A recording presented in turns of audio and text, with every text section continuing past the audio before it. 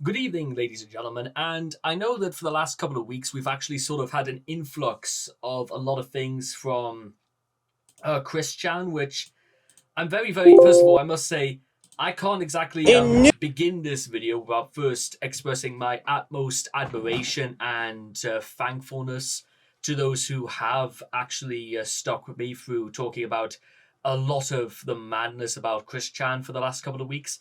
But just like when we did with DSP in January, I think it's time we sort of broke away a little bit because we've also recovered like a little bit of Daniel Larson, and now we are checking out this guy called World of T-Shirts. Now, I think there's something about the World of T-Shirts. He's some sort of drunken creep, I think, or that might be only USB Blade or Mini Lad, I think. But the important thing is that we're going to find out together, ladies and gentlemen, for better or worse.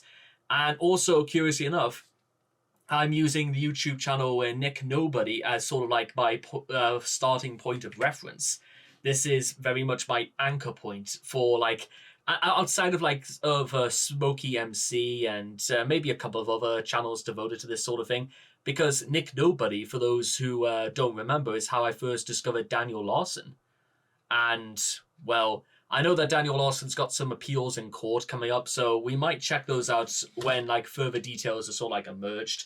I try not to cover, like, breaking news stories as they're happening, only because it's going to be a bit of a bugger to actually try and, like, rectify certain things that have, like, taken place if there's anything, like, overtly substantial to cover. But in the meantime, World of T-Shirts. So, what could possibly go wrong? In New York! I hate him already. Oh, okay, that's a bit mean to say. So, anyway, here we go. I hope this isn't like going to be a Daniel lot where he's just, well, to be fair, T-Shirts here looks much better kept. So I'm imagining he's not homeless, unlike Larson. Concrete jungle where dreams are made of. There's nothing you can't do. Now you're in New York. This is World of T-Shirts, and he's the king of New York. Joshua Block, better known as World of T-Shirts, is a 22-year-old TikToker with over 2.6 million followers. The story of how this eccentric, alcohol-loving young man rose to popularity is quite a wild one. From eating bugs online to dancing in front of his own Times Square billboard, Concrete jungle where dreams are made of. There's nothing you can't do. and even having a meetup with another infamous lolcow named Daniel Larson. New York! Concrete jungle. Daniel Larson just screeches. First of all, I must say, I'm never going to listen to that song the same way again. Although Jay-Z's version of Empire State of Mind is probably maybe slightly better than Alicia Keys on her own. I don't know, you be the judge. Jungle where dreams are made of. This is the crazy story of World of T-Shirts, the alcoholic king of New York. Joshua Block was born on August 7th, 2001, and like most people we talk about on this channel, there isn't a ton of information about his childhood and what he was like as a kid. Sadly, Josh's mom would develop ovarian cancer and pass away in 2015. His father would struggle to take care of Josh by himself following this, and his grandfather would end up taking legal custody of him. And this is when Josh would move from Virginia Beach to New York. His mother had developed ovarian cancer, and she was on chemo and lived with that for about 4 years. And she passed away in 2015. She had a different personality. She cared about people. She did things when we were kids. She would take... I'm trying to remember, Venice Beach isn't... Are we talking about like Venice Beach, California, or are we talking about Venice Beach in Mississippi? I'm trying to... I don't know if I misheard something, but I will say is that I don't even think... Joshua Block almost sound... T-shirts doesn't even sound like he can't even mention her without tearing up. And to be fair, that's understandable. I can get that. And he's... I think he's... I don't know if he's trying to avoid eye contact or whether he's just trying to like hold back tears, because... That's gotta be a bit. That's gotta be tough. That's actually gotta be. That's really tough, actually. Take us to the carnivals and stuff. His father tried to take care of Josh best he could, but he was having a lot of difficulty. So I got legal custody of Josh. It took a little getting used to, moving from a different state. But once I did, I kind of liked it here more than I do in Virginia. Oh, okay, Virginia, okay. Josh started his journey into becoming the online social media figure he is today once he moved to the city. In June 2019, he would begin posting videos on TikTok. It's raining, it's pouring, the old man is snoring. What is he doing? And nothing would come of this for a few months until October, when Josh would post a video of himself eating crickets. Yo, exotic food check. At least the crickets look dead, I think.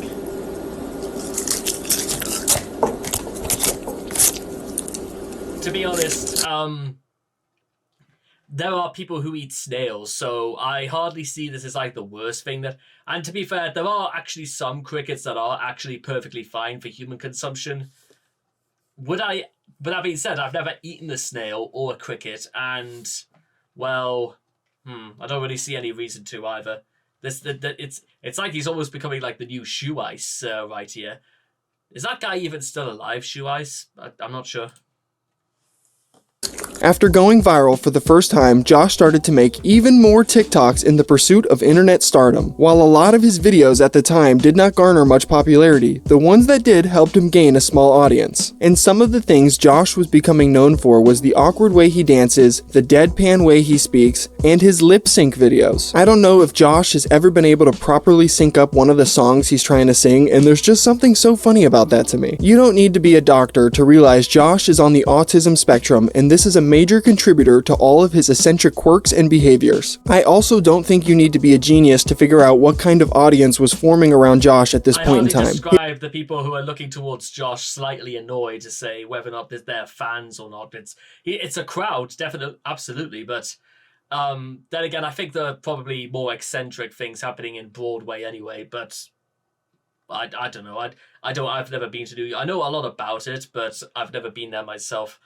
Is it true there are literally some mascots who will like stand in Times Square and Broadway and will charge double because some other mascots decide to get in the frame when someone's taking a picture, and that's how they make their money, by scamming people? I've heard some things about that. His quote-unquote fans were laughing at him, not with him, and while that does sound sad, this is TikTok at the end of the day. However, like most lolcows, Josh was oblivious to this fact, and the feedback and followers he was receiving was all he needed to continue forward in his journey. The Chick-fil-A guy didn't say my pleasure. They owe me a chicken sandwich now. As Josh's cult-like following grew, so did the amount of views his TikToks would get. He started regularly breaking 100,000. He looks a little bit like Andrew Garfield if he took off the glasses. How about that? Views on some of his dancing videos and his lip sync videos as well. Baby, I don't understand. You're changing, I can't stand it.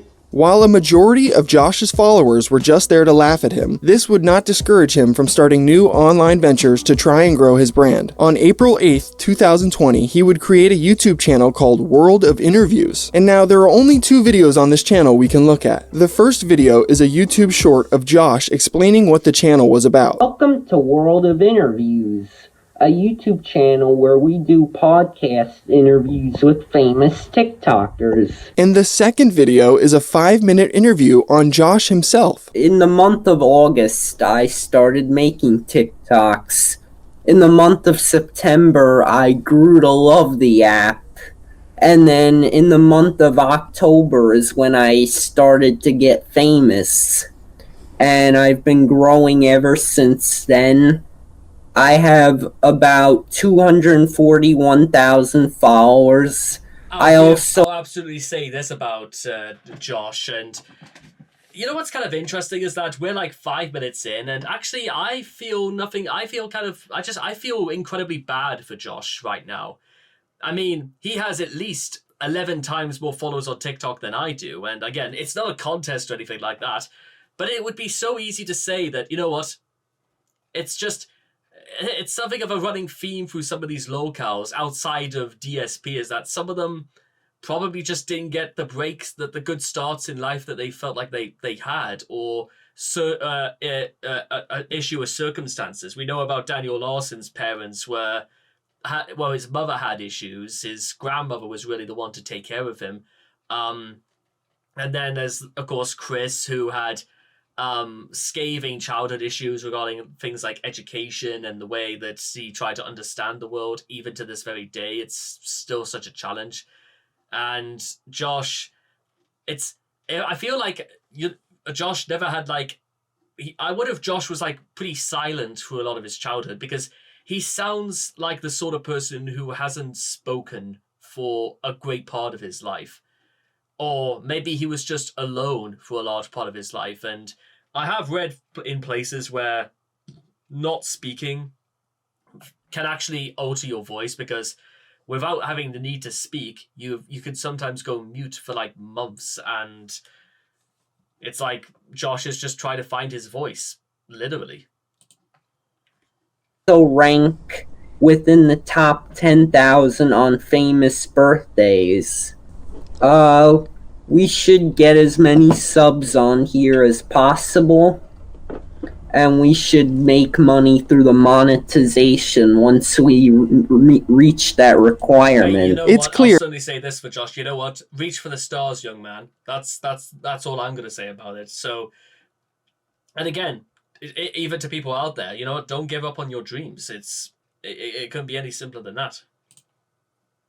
He thought this YouTube channel was going to be a successful venture where he interviews other is that prominent his creators franchise in in his the sphere. background too? However, this project didn't get more than its initial first episode and was abandoned shortly after its creation. Josh would also create another TikTok account in September of 2020 named the Starbucks Club. Welcome to my second account, the Starbucks Club, where America runs on Starbucks. Welcome to the club.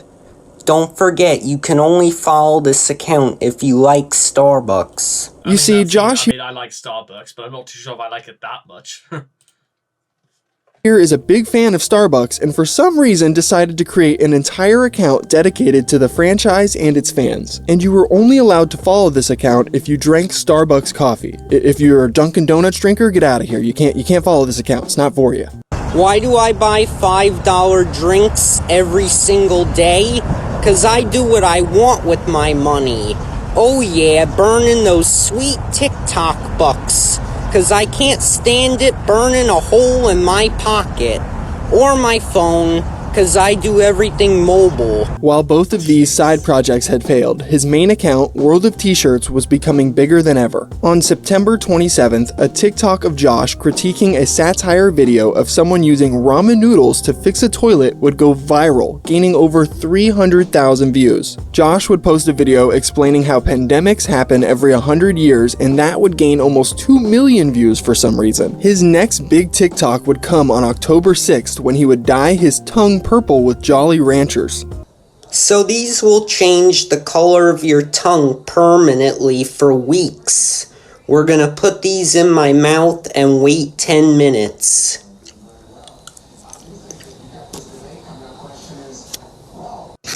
Alright, here we go.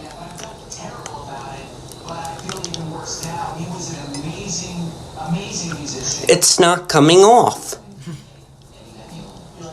This video would gain almost 10 million views, catapulting Josh into TikTok stardom. And because of the popularity of this video, millions of new people would come across Josh and all of his eccentric behaviors. It was becoming apparent no matter what he posted at this point, it was bound to go viral. Take, for example, another well-known World of T-Shirts TikTok that has millions of views that I don't understand whatsoever. I don't really understand, but I fell down the stairs and now I got glue on my hand. It seems like people just can't get enough of Josh and his emotionless, deadpan delivery, no matter what he's saying. The following month, in November, Josh would surprise his fans by breaking into the music industry. He would announce the release of a song called Normality on the 1st of December 2020. It's very short, it's only about a minute long, but it's all about COVID. Since I have Select, it'll go to TikTok, Instagram, Spotify, and a whole lot of other platforms.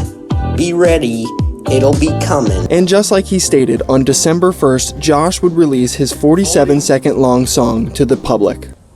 I remember 2019, living our best lives. New Year's Eve came along, looking forward to 2020. It marks... Okay, I know exactly what the appeal is. It's the deadpan. I think I wonder literally right now whether some people literally thought that Josh was like pulling a prank on people, as though this whole deadpan stuff was literally like, who was that one guy who like pretended to have special needs just so he could gain clout just by pretending to have special needs?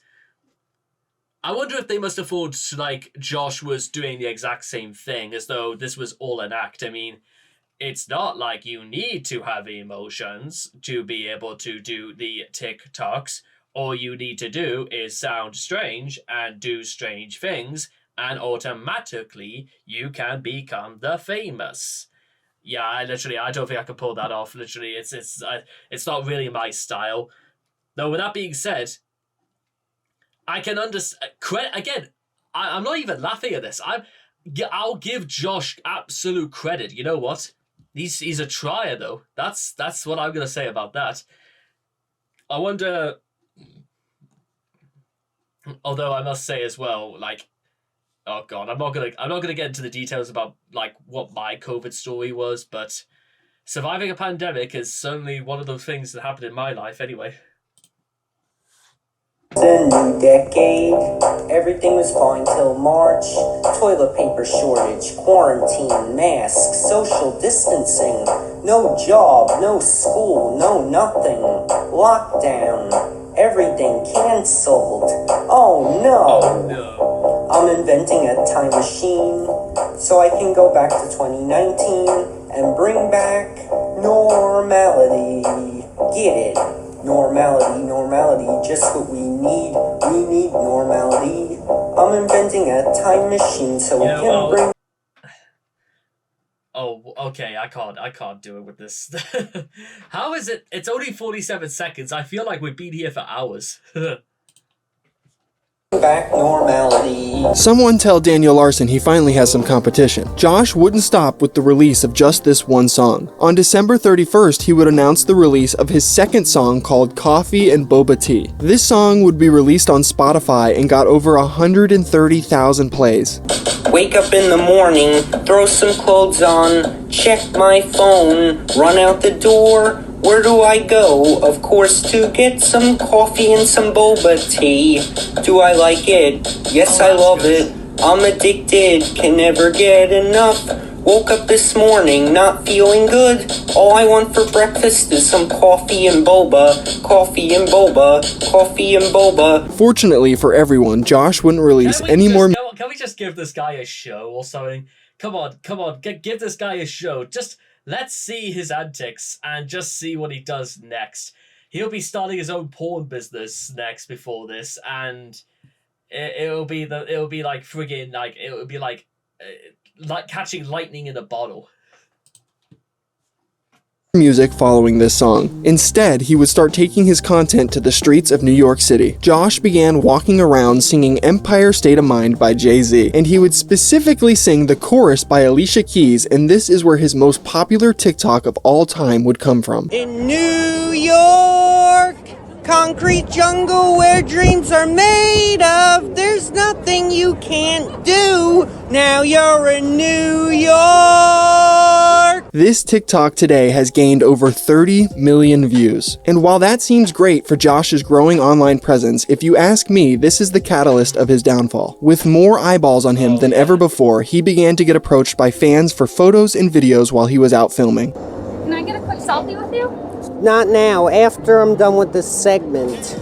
Oh god, yeah, they're not gonna I think it's safe to say for a normal person being flocked by eager fans for social interactions, this could be a daunting prospect. And for Josh, a socially awkward autistic man, this was an actual nightmare. Josh would start charging his fans $50 to take a photo or video with him. Now this was an attempt to deter people from approaching him, or it was to make a quick buck off his fans, but I'm not exactly sure about that. Even with this $50 deterrent, people still paid Josh for videos on the street, and this often resulted in TikTok TikToks of Josh looking like this being posted. Hey, yeah, New York, concrete jungle where dreams are made of. There's okay, so that's like, okay, so that's pretty interesting. Is that literally, I've never thought about it like that. Okay, so somebody who inadvertently becomes famous has to suddenly now deal with the prospect of becoming famous. Holy God, that's pretty interesting, like that. I've never thought of. I mean, I've never really seen it. I've thought about stuff like that happening, but yeah, that's like yeah, I suppose. nothing you can't do. Now you're in New York. Josh clearly wants no involvement with random strangers, and I think that's pretty apparent by the way he's acting in that I have TikTok. No idea, And guys. Listen, if somebody paid me $50, yeah, you better believe I'll look interested. if you ask Josh why he started charging his fans in the first place, it's because he didn't want random people to get famous for nothing. I charge my fans for photos because if I just take their picture, they're gonna get famous quickly for nothing. I know I heard what he just said, but I'm like, what? Like, Josh, what do you mean by that, Josh? Josh, that's like, what? What do you mean by that, Josh? Like, Josh, okay, Josh, buddy, okay, like, time out for 1 second. What, get famous for doing nothing, but, well, how did you become famous then, you jerk off? What are you talking about? Literally standing in New York, screaming like a madman, saying, "In New York!" And you just inadvertently became famous, again, for just doing dumb things and, like, eating crickets, and you're now saying other people are just going to get famous for you just for taking a photograph. What? Are you kidding? What? Oh, you got it. Oh, really? Josh, you're really, like... That's not being socially awkward. That's being a fucking idiot if you're really going to do that. Really? You're going to jeopardize your entire thing by just deciding to be a dick for no reason? What? Really? That's where this begins to go wrong? I guess in Josh's mind, if you took a photo or video with him, you would get famous by proxy, and he didn't want that to happen. This would be the first point of contention Josh's audience would have with him. People started to think Josh only saw his audience as a source of income, and that he did not want others to reach the same level of success as him. Most people did not want to pay Josh's $50 fee, and this resulted in a ton of videos on TikTok of Josh being filmed in public like he's some sort of wild animal. Also, not everyone that approached Josh was a fan that wanted a photo either. There was one day a troll would find and follow Josh all over the streets of New York the entire day. Not much. My name is Duglaw, and I've been hired by somebody on TikTok to supervise all autistic people.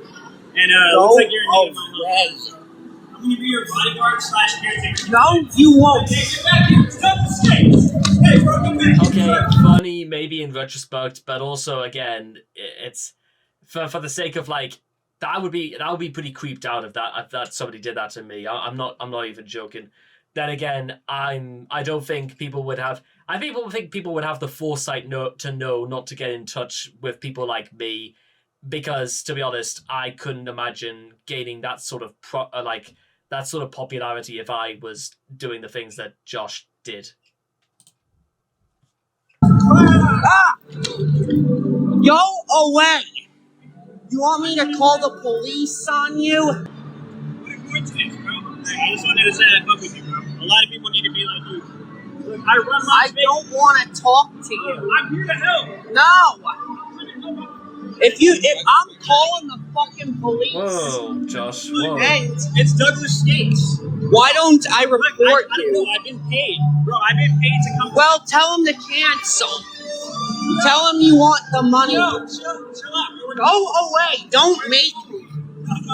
No, I don't want to talk to you. No. I'm your caretaker. No, you're not. Don't hit me, sir. I'm calling security. Oh, shit. What a random coincidence, sir. No. I want to donate you a shirt. I don't want it. Hey, I'm not here. Get away from me. No! Get away! Get away! Get away! Sir, I just want to take a picture. No! Okay, this is getting pretty wild. What's up, Josh? Oh, this is a random coincidence. Like, I told you I was here. Oh my God! What am I even looking at? How did you know I was here? That's it. I'm done. I don't get paid enough for this shit. I'm gonna let you have it. No matter where Josh escaped to, it seems like the troll was always on his heel, showing up moments later. Now, it doesn't help that Josh was live streaming this entire thing, making it incredibly easy for him to be found. The next big moment in the World of T-Shirt story is when Josh paid for a billboard advertisement in Times Square. Yes, that is a real sentence. Somehow, Josh managed to save up enough money that he would. Let me try. I'm gonna figure out something. Just 1 second. Let me do this properly. How much would it cost to like to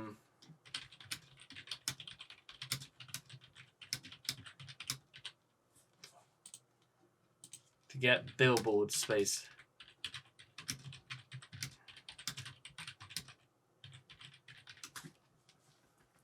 Okay, let's see. A billboard could range in cost of $5,000 for a one-day program to well over $50,000 in Times Square. Typically, the minimum amount of money required to advertise for a short amount of time for 1 to 3 days between $5,000 to $25,000. Then again, getting a billboard might actually be $10,000 to $22,000 a month. How much did Josh have just to get, I mean, even for a billboard this size, how did he manage to do that? Holy crap. Oh, but hang on, wait, okay, I found something else. Times Square billboard, here it works. It's very easy. You pick the day you'd like your photo to be featured, you upload your pic from your phone's camera roll, you pay $150, and you'll see your photo featured every hour for 15 seconds throughout the day. Holy shit, really? And it's on 47th, basically on 47th Street in Broadway. Huh. On where was it? 1501 Broadway, Telfloor, New York. Holy shit, maybe I should do that. But that sounds like a a fun idea, actually. Okay, so okay, sorry. Let's get back to the action. But then again, Josh got an entire video, so that might be even more again. But we'll wait and see. He was able to rent out a billboard space in Times Square. The ad was a promotion of his TikTok account and was a video of himself dancing with the self-appointed title King of the Concrete Jungle.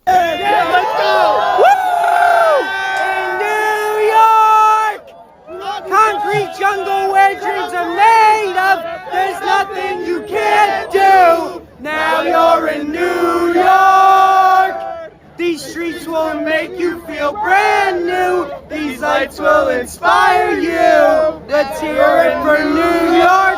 This could not have been a cheap investment at all. Renting out a space could range anywhere between $5,000 and $50,000 a day. How Josh came up with this kind of money is beyond me. Following this moment, the online show Side Talk would interview Josh. In New York, concrete jungle. God, I miss Side Talk NYC so much. What happened to those guys? They don't do nothing nowadays. Like, you know, the Bing Bong. What the hell happened to Side Talk NYC? That's like, oh, that's disgusting that those guys aren't around no more. I'm pretty sure they are, but why they don't upload is like, you know, hey, what's up, Ariana Grande? Come to Coney Island, take a spin on a cyclone. I miss you.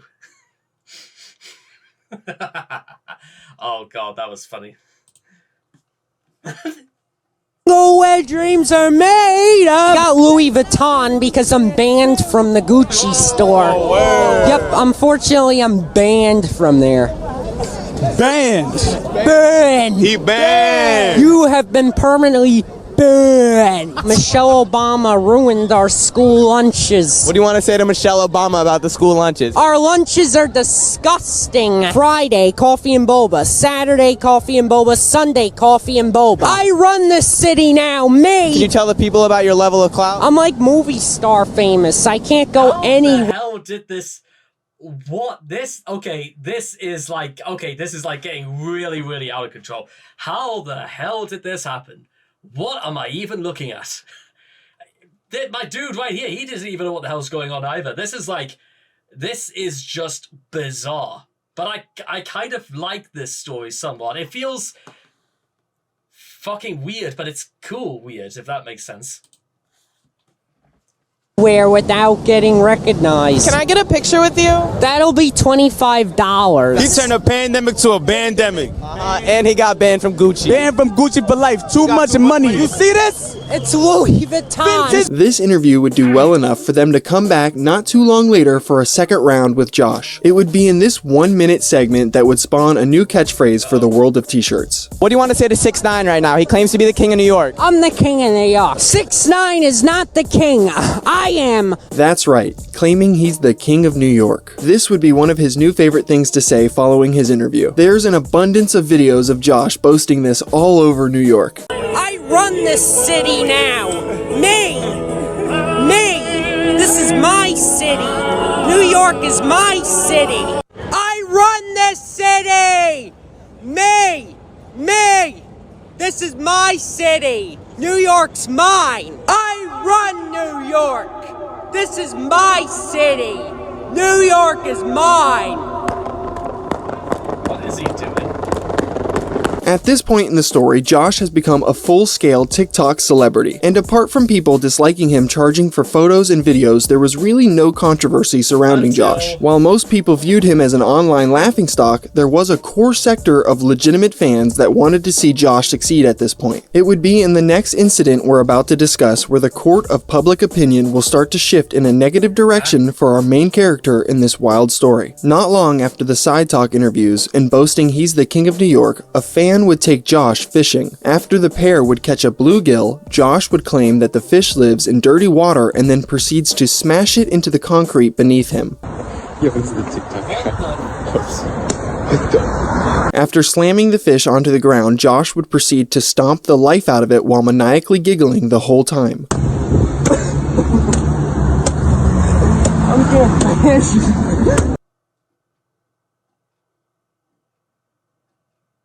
Well, that was a much more dignified end for him.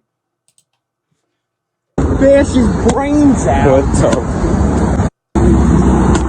Josh gleefully turning this bluegill into puree on the sidewalk rubbed the majority of his audience the wrong way, myself included. There is something deeply disturbing about watching a man happily stomp the life out of an animal. And I know fish aren't regarded as the cutest life forms, but I don't think any creature should suffer this kind of death. The backlash Josh would receive from this incident was immeasurable. He took to TikTok to post an apology that was comedically bad to say the least. To who? The fish?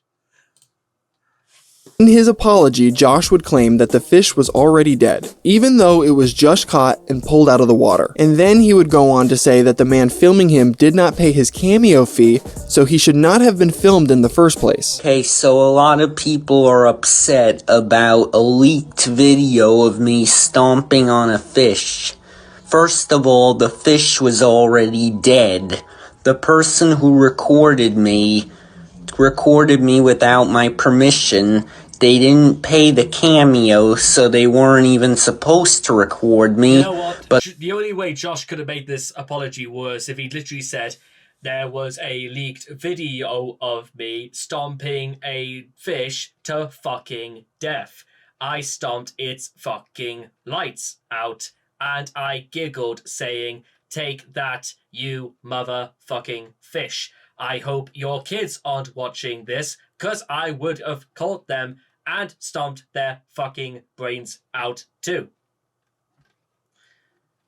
Yeah, I'm not gonna lie. Wow, okay, so, wow, isn't it fast how things, like, this has spiraled, like, we've got on a friggin' sigh wave of a roller coaster right now regarding this. What the hell is, what? I don't even know what the hell's going on. But they posted it to set me up, so that they would have an excuse to try and cancel me. I did not kill anything. The fish was already dead. It is very clear Josh did not understand why he was receiving any of this backlash in the first place. In fact, he seemed more concerned and upset at the fact that he wasn't paid for that video, comparing it to being a cancellation attempt. As you can imagine, this apology wasn't received very well, and a mass flagging campaign would ensue, leading to the World of T-Shirts account being temporarily suspended. And with his main account temporarily banned, Josh would take to his Starbucks account to post another apology. This apology was received as poorly as the first one. Josh would spend a majority of the video whining about not being able to make money and not really addressing the bluegill incident past the first sentence. Okay, I'm sorry about the fish. It was a wrong thing for me to do, to stomp that fish. Please, just get me my account back. Apparently, Josh has been going to the Chris Chan school of apologizing by not even knowing what the hell the problem is. Also, you may want to sort your glasses out there, friggin' Josh. You look like friggin' Adam Goldberg. It was my livelihood and they just took it away. You just took it away by mass reporting. Please, I'm terribly sorry. Just get me my account back. He would continue to make videos like this until his main account was finally unbanned and his issues were resolved. And after his original World of T-Shirts account was unbanned in August of 2021, Josh would go back to posting like business as usual. While the bluegill controversy had left a stain on his reputation, a majority of his almost 2 million followers at this point stuck around to watch the spectacle that is World of T-Shirts. And surprisingly, Josh went controversy-free for the rest of 2021 and a majority of 2022, sticking to his usual brand of dancing in the streets and yelling about New York. This isn't the end. Hello. No. What's wrong? You're screaming. What are you doing? Sorry. Yeah, you should be sorry. Be quiet. Be quiet? No, yeah. I like this guy, like, yeah, you know, telling this human tennis ball literally to shut the fuck up. Because literally, I feel like I would have done that as well. Because what on earth is did Josh get paid to do this? Because that's the only way he could have. That's the only way I would ever have been excused for doing this. Doing stuff here. What are you doing? You're gonna be quiet. That's what you're gonna do. Okay. A drastic shift in Josh's content would come when he finally turned 21. I'm not exactly sure who or what sparked Josh's interest in the bottle, but it's safe to say once he started drinking, he has never shown signs of stopping. World of T-Shirts' new content, put simply, was being a drunken mess in the streets of New York. It was very apparent in the beginning Josh had little to no experience with the effects of alcohol prior to turning 21. What the hell is happening to me? I think I'm gonna be sick. Oh. It is worth noting Josh would have a moment of clarity in this livestream, and he would even give a somewhat sincere apology about the fish incident that happened over a year ago at this point. I'm sorry. Please, if I die, don't send me to hell. Oh, sorry. I'm so sorry for stomping on that fish. I'm so sorry.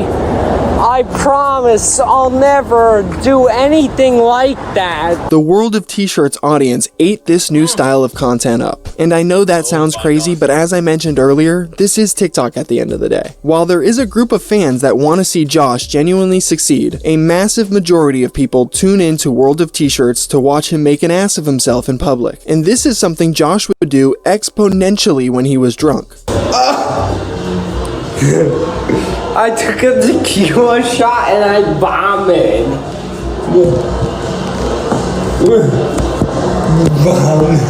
A couple good examples of this is like the time a wasted Josh was filmed by a bystander arguing with a van full of people.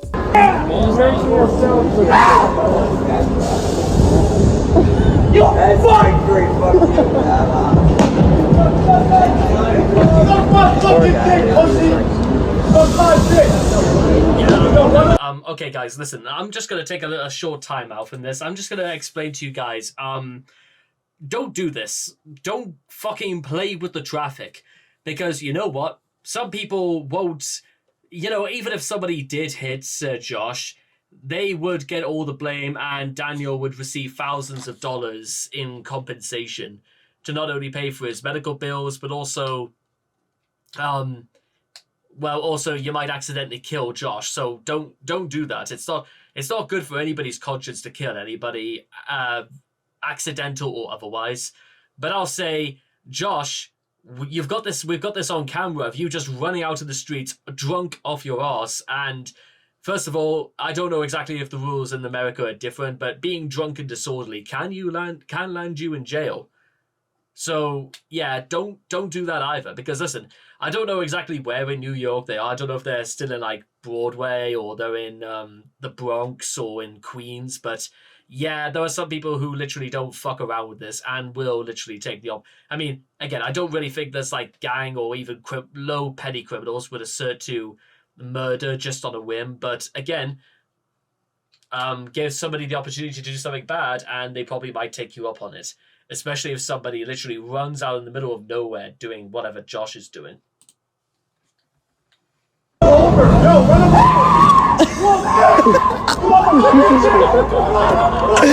got him. That's right, he would run up and kick the van, antagonizing the group even more before hurrying off into the night. Another example is the time when the US was considering banning TikTok. A drunken Josh at 3 a.m. would be ranting on the subway about how the US was a dictatorship and that he was going to move to Iceland because of this. I can't fucking believe I was born in a dictatorship. They're gonna ban TikTok in the US. What am I gonna do? What am I gonna do? It's my only source of income. What the hell is happening right now? They're gonna ban TikTok in the US. It's my only form of income. Obviously, this annoyed the bystanders on the train, leading to a confrontation. It's my only source of income. Go to sleep! Get a different job! Shut the f*** up! I'll sue you for millions of dollars. What the fuck, Josh? You know what? I'm moving to a different car. Fucking you. Oh God, what is going on? Jerk! I'll sue your ass! I can't do this anymore. I'll f***ing sue the government if that bill passes. I'll sue the government. You f***ing unemployed bitch! I'll f***ing sue you! You son of a f***ing bitch! It is funny to note that he would eventually make it to Iceland sometime in the future where of course he could be found drinking. Josh would continue to get even worse with his alcohol consumption when a man named Michael Quinn would come into his life. Michael Quinn is a notoriously hated character in the World of T-Shirts community, and for good reason. Having no real skills or talents to amount to anything in his life other than inheriting his father's hot dog business, yes, Michael Quinn is a glizzy salesman in his off time, this almost 50-year-old failure has decided the best way to become successful is to find Josh and follow him around until he was able to convince him to be his pseudo-manager. And like all lolcow managers, Michael takes a cut of all of Josh's profits, whether that be his cam. He doesn't even have the Icelandic flag. It's like the inverted colors. It's the red. It's a blue background with like a red cross with on a white cross. But yeah, are you kidding me? And Josh fell for this, really? Like you fell for somebody selling glizzies just so you could get a Why did Josh think this was a good idea? That's listen, as someone who runs businesses myself, this is not a smart idea. Oh no. Cameos, TikTok payouts, and even selfies with fans. Michael Quinn does not do anything to deserve this money, and the only thing he really manages is Josh's alcohol consumption. Now you might be thinking, Josh clearly has an alcohol problem, and Michael managing that has to be a good thing. You would be wrong. It's actually the opposite. Michael Quinn actively encourages Josh to drink more and more alcohol every night so he can film him in his wild drunken state. I have seen videos of Josh after he puked and peed himself hobbling around the streets of New York after a night with Michael. Another disgusting thing Michael encourages Josh to do is smoke cigarettes. On screen right now is a video of Josh ripping a cigarette after the encouragement of his manager, Michael Quinn. I personally believe there is a special place in hell for people like Michael, who are actively encouraging an autistic man to drink copious amounts of alcohol and smoke cigarettes. Apart from encouraging Josh to inebriate himself every night, Michael is also responsible for a couple notable things in the World of T-Shirts timeline, like the creation of the World of T-Shirts tour of New York. For the very low price of just $50 a person, you can have Joshua Block guide you through his favorite parts of New York. Of course, Michael Quinn will also be there chaperoning this whole ordeal, undoubtedly waiting to get his cut of the money for this too. And you might be wondering, what does a tour of New York by World of T-Shirts look like? If we take one quick look at the Google reviews, this might give us some answers to that question. This tour only exists to fund the tour guide's drinking problem. I'm sure there are much better tours of the city to go on. Tour guide was belligerently drunk and urinated all over himself outside Ray's candy shop. The tour ended up just being bar hopping. Overall, would not recommend it until Josh is able to get everything under control. A 20-minute tour for $40 just so the alcoholic tour guide, Josh, can fund his drinking problem. Dude needs to wake up and realize this isn't a way to live. Just because other people do it doesn't mean you should. Highly recommend Daniel Larson's tour or another tour around the city. Truly atrocious, but not nearly as bad as the moldy old sailor hat that he wears. Seriously, what's the point of that? Nasty. Awful experience, little to no actual information on the tour, if you can actually call it that. It feels more like walking your elderly dog around the block and then watching said dog get hammered. Dog is an accurate descriptor because that's exactly what he smells like. Of course, there is no shortage of people on TikTok that paid for this tour and filmed their experience, often looking something like this. Is the Cooper Union. This is where Abraham Lincoln went to college. Oh, really? He's just reading that's the Vegas. This is the old campus.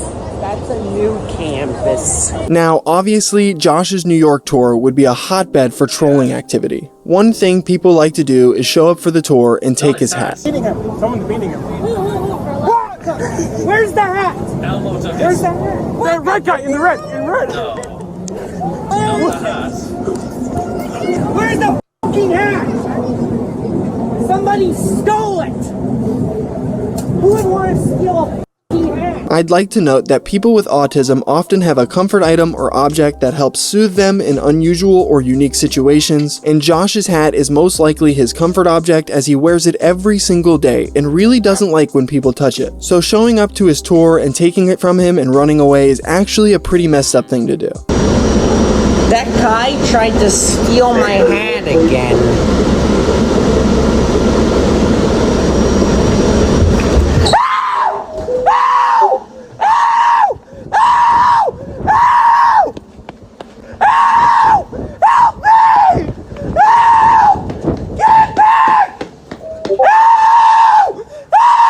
I know it might sound funny, but this is like taking a pacifier from a baby. The next thing Michael Quinn orchestrated was a fake beef between Josh and Daniel Larson. While neither party seemed particularly interested in this idea, it is something Michael Quinn really tried to make happen. Hiring a security detail even larger than the one that Donald Trump has to defend World of T-Shirts from Daniel Larson. Daniel Larson would even respond to Michael at one point. Messages for Michael Quinn: if you do not stop with the threats, then I will be forced to press charges. And this entire saga would come to a conclusion when Daniel would fly to New York and meet Josh for a stream.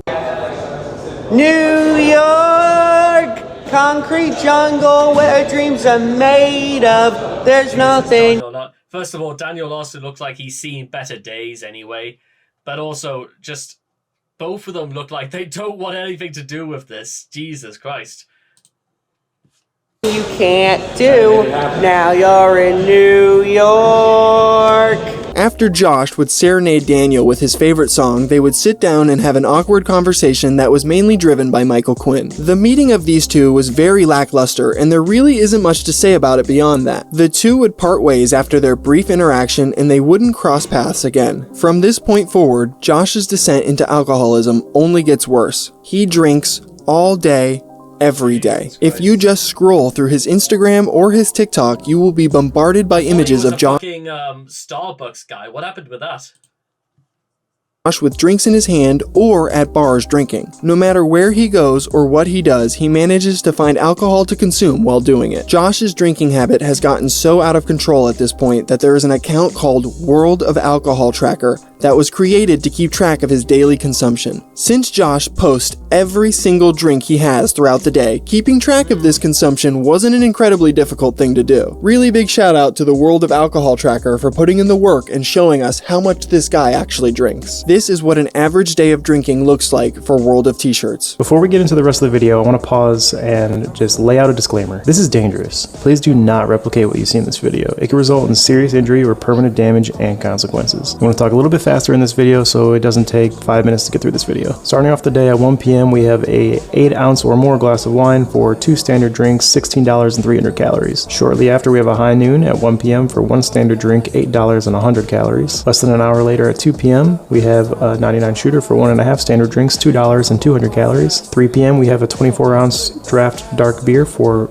2 standard drinks, $14 and 400 calories. At 4 p.m. as well, we're washing down that dark beer with a nice light beer for 1 standard drink, $7 and 200 calories. After a 3-hour break, we're back with a high noon at 7 p.m. for 1 standard drink, $8 and 100 calories. Less than an hour later, we've got some kind of mixed drink like a raspberry Collins or something at 8 p.m. for 1 standard drink, $12 and 300 calories. An hour later, we've got another 99 shooter for 1.5 standard drinks, $2 and 100 calories. Also at 9 p.m. we have a mixed drink of some sort for 1 standard drink, $12 and 300 calories. Less than an hour later, we're on tour, so we've got a 99 banana shooter for 1.5 standard drinks, $2 and 100 calories. Still on tour at 10 p.m. we've got a McSorley special for 1 standard drink, $8 and 300 calories. And to end the tour at 10 p.m. we've got a high noon for 1 standard drink, $8 and 100 calories. At the tail end of 10 p.m. we've got another mixed drink for 1 standard drink, $12 and 200 calories. Shortly after 11 p.m. we've got what looks to be a margarita for 1.5 standard drinks, $14 and 200 calories. Less than an hour later, same drink again. This time we'll count it as 1 standard drink just so it averages out a little bit better in his favor.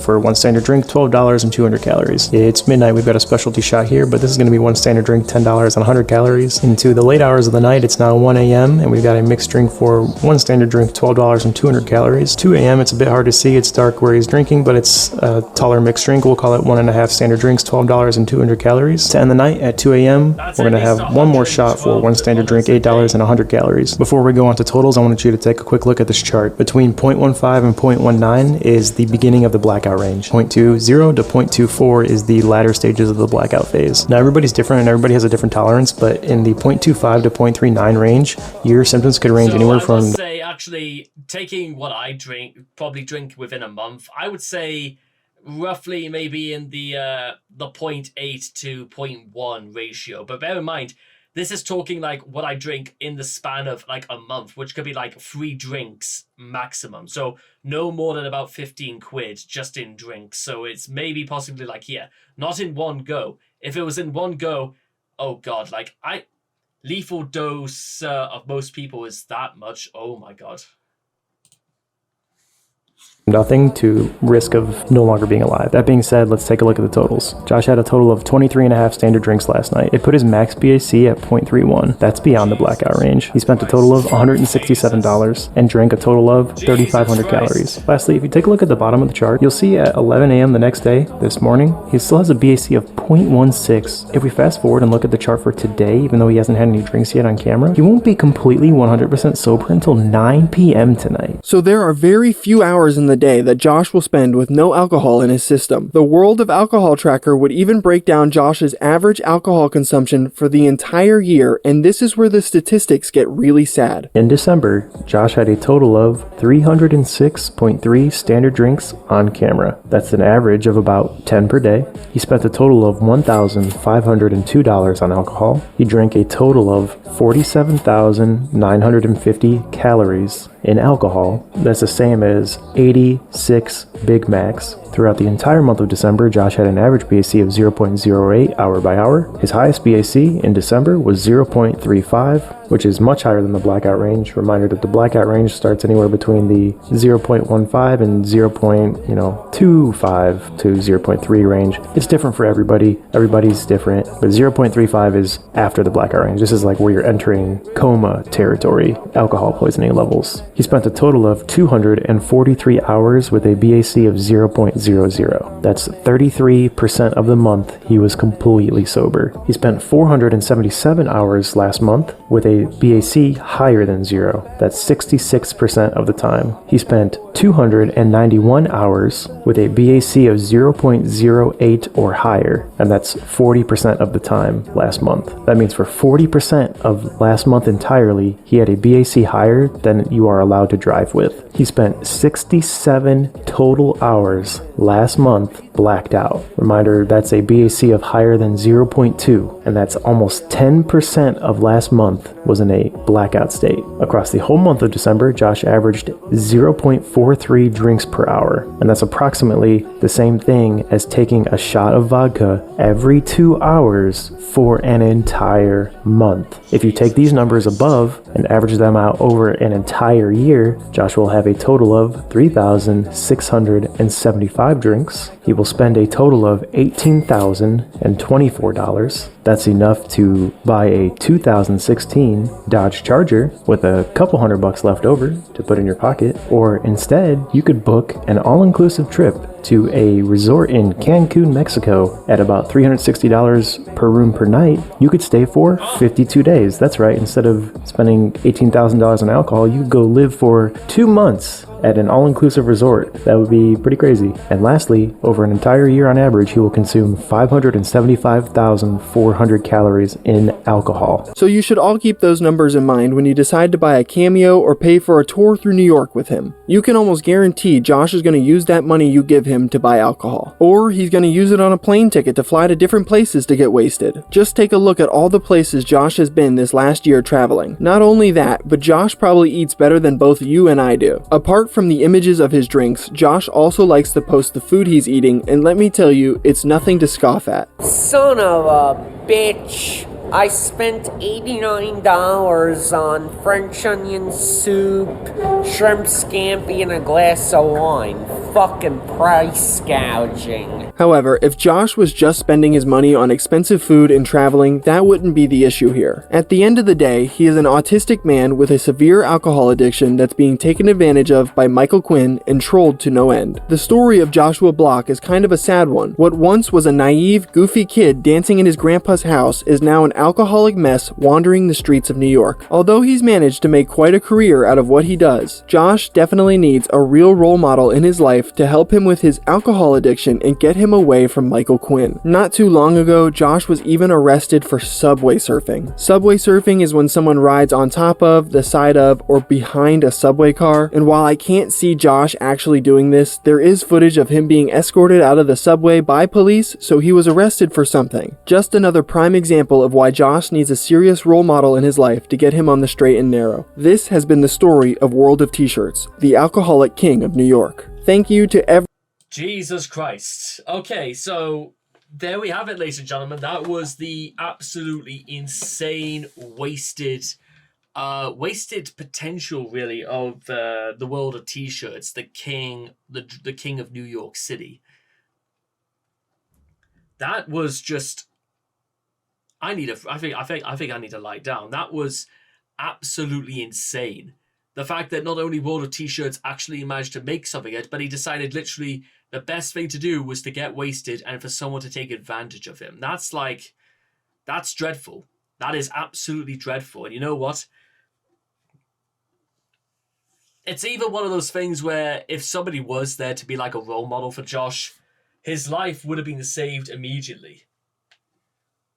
But I suppose, a bit like Nicocado Avocado, when you're in that position where you've made thousands and thousands of dollars from what you do on TikTok, it's very hard to argue the case that why would Josh ever think about going back? Because at this point, is it even possible to go back for the little guy? I suppose time will only tell, but I hope you guys have learned something from this, and I feel like I need to lie down right now. I feel kind of wasted after all that. So good luck, and I cannot wait to talk to you guys again in the next video. Take care, and goodbye for now.